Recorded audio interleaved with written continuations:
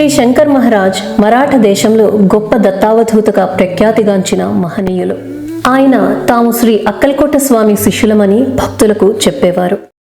ఈరోజు శ్రీ శంకర్ మహారాజ్ సమాధి చెందిన రోజు. ఈ సందర్భంగా వారి గురించి మనం కొంత తెలుసుకుందాం. సమాధి చెందేనాటికి శ్రీ శంకర్ మహారాజ్ గారి వయస్సు సుమారు 150 సంవత్సరాల పైనే ఉంటుంది. ఆయన పొట్టిగా ఉండి శరీరం అష్టవంకర్లతో ఉండేది. ఆజాను బాహువులతో పెద్ద పెద్ద తేజోవంతమైన కళ్ళు కలిగి ఉండేవారు. వారి చూపు ఎంతో దీర్ఘంగా మన హృదయాంతరాలలోకి చొచ్చుకుపోతూ ఉంటుంది. సాయి మాస్టర్ పదంకు స్వాగతం. ఎందరో మహనీయుల ఆధ్యాత్మిక వైభవాన్ని తెలుసుకోవాలనుకుంటున్నారా? మరెందుకు ఆలస్యం, వెంటనే మన ఛానల్కు సబ్స్క్రైబ్ చేసుకోండి. శ్రీ శంకర్ మహారాజ్ అయోని సంభవులు. ప్రప్రథమంగా శ్రీ శంకర్ మహారాజ్ ఒక పసి పిల్లవాడిగా ప్రకటమయ్యారు. ఒక కథనం ప్రకారం శ్రీ నారాయణ చిమాంజీ అంతఃపూర్కర్ అనే బ్రాహ్మణ దంపతులకు భగవద్ ఆదేశంపై సంత్ దావత్ మల్లిక్ అనే పర్వత శిఖరంపై పసిబాలుడిగా శంకర్ మహారాజ్ లభించారు. ఆ పర్వత శిఖరంపై మహారాజ్ పసిబాలుడిగా ప్రకటమైనప్పుడు ఒక నాగుపాము ఆయనకు గొడుగై పడగపడుతోంది. 2 పెద్ద పులులు ఆ బిడ్డకు కాపలా కాస్తున్నాయి. ఆ బిడ్డ చిమాంజీ దంపతులను చూసి చిరునవ్వులొలికిస్తూ చేయి చాచి వారిని పిలుస్తున్నట్లు సైగ చేశాడు. వెంటనే ఆ సర్పము, పులులు నెమ్మదిగా వైదొలిగి వారికి దారి విడిచాయి. ఎన్ని జన్మల సుకృతమో, ఎన్నో సంవత్సరాల పూజాఫలం తోడై సంతానం కోసం తాము పడిన తపన సార్థకమై తమ కోరిక నెరవేరిన ఆనందంతో ఆ పసికందును చేతుల్లోకి తీసుకుని ముద్దాడారు ఆ తల్లిదండ్రులు. ఆ తల్లి బిడ్డను ఎత్తుకున్న వెంటనే ఆమెకు క్షీరోత్పాదన జరిగింది. శివారాధన ఫలితంగా లభించిన బిడ్డ అవటం వలన ఆ బిడ్డకు శంకర్ అని పేరు పెట్టుకున్నారు వారు. నిజానికి ఆ భోలాశంకరుడే ఈ శంకర్ మహారాజుగా అవతరించారని భక్తుల నమ్మకం. ఆయన శరీరం అష్టవంకరలతో ఉండడం వలన వారు నడిచేటప్పుడు చాలా కష్టపడేవారు. అందువలన ప్రజలు ఆయనను మోసుకెళ్లేవారు. కానీ ఆయన నడుస్తానని నడిచినప్పుడు ఆయన అందరికంటే ముందు నడిచేవారు. ఆయన ఒక్కొక్కసారి మహాధనికుడిలా మెడకు నెక్లెస్, చేతి వేళ్లకు ఉంగరాలు ధరించేవారు. ఒక్కొక్కసారి అన్నీ తీసివేసి పేద వ్యక్తిలా ఉండేవారు. శ్రీ శంకర్ మహారాజ్ ఎన్నో అద్భుత లీలలు చేశారు. వాటిలో కొన్నింటిని స్మరిద్దాం. ఒకసారి శ్రీ శంకర్ మహారాజ్ కలకత్తా నగరంను దర్శించారు. వారు అక్కడ ఒకే ప్రదేశంలో ఎన్నో దినములు కూర్చుని ఉన్నారు. పగలు రాత్రి, వాన చలి ఇవేవీ వారిని ఆ స్థితి నుండి కదిలించలేకపోయాయి. రోజు వారిని ఒక సంపన్న కసాయి చూచేవాడు. అన్ని రోజులు అలా కదలక కూర్చున్న వ్యక్తి మహాసిద్ధుడై ఉండాలని అతడు ఆయన్ను తన ఇంటికి ఆహ్వానించాడు. అతను, అతని కుటుంబము అందరూ కలిసి శ్రీ మహారాజ్కు సకల మర్యాదలు చేశారు. మహారాజ్ ఒక గదిలో ఒంటరిగా కూర్చునున్నారు.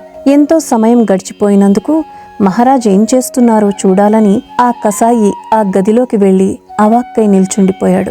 ఇంతకీ ఆ గదిలో ఏం జరిగింది? శ్రీ శంకర్ మహారాజ్ తల, మొండెము, కాళ్ళు, చేతులు అన్నీ వేటికవి విడివిడిగా తలా ఒకచోట పడి ఉన్నాయి. అతడు భయంతో తన కుటుంబం అందరినీ పిలిచాడు. వారంతా కూడా భయపడి ఎంతో ఆర్ద్రతతో, ఆర్తితో మహారాజును ప్రార్థించారు. అది శ్రీ మహారాజ్ ఖండయోగ ఫలితం. అనంతరం మహారాజ్ మామూలు వారిగా ప్రకటమయ్యారు.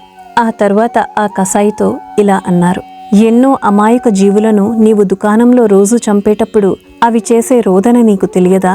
నా శరీర భాగాలు విడిపోయినప్పుడు మాత్రం నీవు చాలా దుఃఖించావు గదా? ఆ అమాయకపు ప్రాణహింస వలన నీవు ఎంత పాపం సంపాదించుకుంటున్నావో తెలుసా అన్నారు.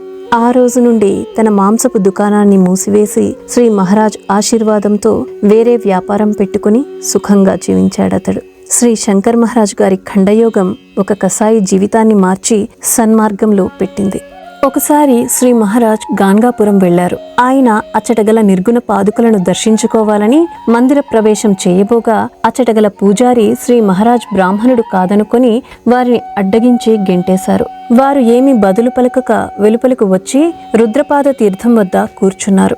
ఆ సమయంలో నిర్గుణ పాదుకలకు అభిషేకం జరుపుతున్నారు. అచట అభిషేకించే పూలు, నీరు అన్నీ మాయమవసాగాయి. చివరిగా పుష్పములు అర్పించగా అవి కూడా మాయమయ్యాయి. దాంతో అచటగల పూజారులకు చాలా భయం వేసింది. అంతలో మరో పురోహితుడు వచ్చి అభిషేకానికి ఉపయోగించిన నీరు, పాలు, పుష్పములు భీమానది ఒడ్డున రుద్రపాద తీర్థం వద్ద కూర్చున్న వ్యక్తి పాదములపై పడుతున్నాయని గట్టిగా అరచి చెప్పాడు. పూజారులందరూ ఒక్క ఉదుటున రుద్రపాద తీర్థమునకు చేరుకొని చూడగా అచ్చట కూర్చుని ఉన్నది శంకర్ మహారాజ్ గారే. వారు శ్రీ శంకర్ మహారాజుని చూచి ఆయన గొప్ప మహాత్ముడని, సాక్షాత్ దత్తాత్రేయ స్వామి ఆ రూపంలో వచ్చారని తమ తప్పు తెలుసుకుని ఆయన పాదములపై పడ్డారు. మందిరానికి ఆలయ మర్యాదలతో తీసుకువెళ్లి నిర్గుణ పాదుకా దర్శనం చేయించారు. గణేష్ మాధవ్ అభయంకర్ అనే అతను శ్రీ శంకర్ మహారాజ్ భక్తుడు. అతడు వృత్తిపరంగా సైనికుడు. అతని కుటుంబం వంశపారంపర్యంగా శ్రీ దత్తాత్రేయ స్వామిని పూజించేవారు. గణేష్ అభయంకర్ తాను మిలిటరీ క్యాంపులో ఉన్నప్పటికీ ప్రతిరోజు శ్రీ గురుచరిత్ర పారాయణ చేసేవాడు. 2వ ప్రపంచ యుద్ధమప్పుడు అతడిని యుద్ధభూమికి బదిలీ చేశారు.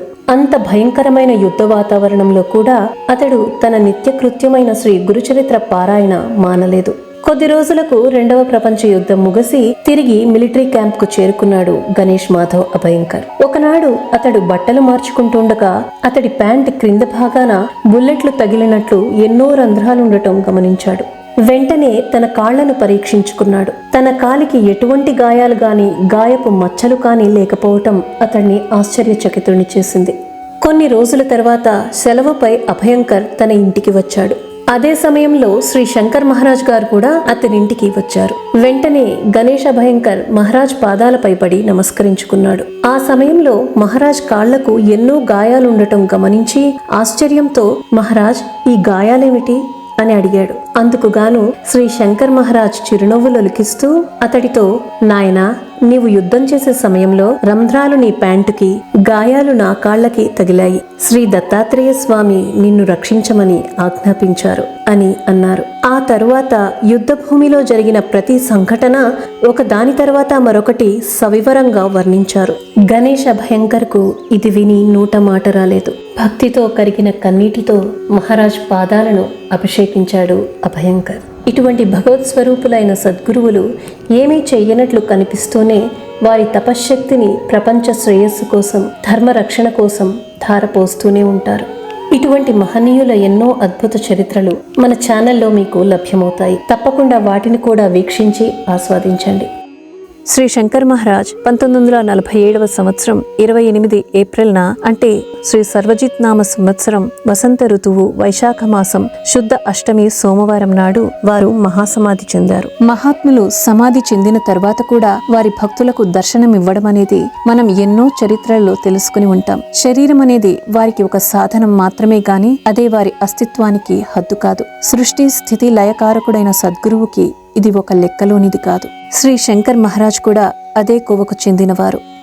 ఆయన తమ భక్తులకు తమ సమాధి తర్వాత కూడా దర్శన, స్వప్న దర్శనాలు ఇచ్చి వారిని మార్గదర్శనం గావిస్తున్నారు. ఈ రోజుకి కూడా సమాధి మందిర దర్శనానికి వచ్చే భక్తులకు ఆయన ఫెన్సింగ్ వద్ద నిలుచుని దర్శనమిచ్చినా ఇస్తున్న దాఖలాలు ఎన్నో ఉన్నాయి. శ్రీ శంకర్ మహారాజ్ గారి కరుణ పొందాలంటే శ్రీ స్వామి సమర్థను పూజించి ఆయన చరిత్ర పారాయణ చేయటం తప్పనిసరి. ఎలాగంటే శ్రీరామచంద్రుని కరుణ పొందాలంటే ఆంజనేయ స్వామిని పూజ చేయాలి. అదేవిధంగా ఆంజనేయ స్వామి అనుగ్రహం కావాలంటే శ్రీరాముని పూజించాలి. శ్రీ స్వామి సమర్థ రాముడైతే శ్రీ శంకర్ మహారాజ్ ఆంజనేయ స్వామి వంటివారు. జై గురుదత్త, జై శంకర్ మహారాజ్. ఓం సాయిరామ్. జై గురుదేవ. శ్రీమాత్రే నమః.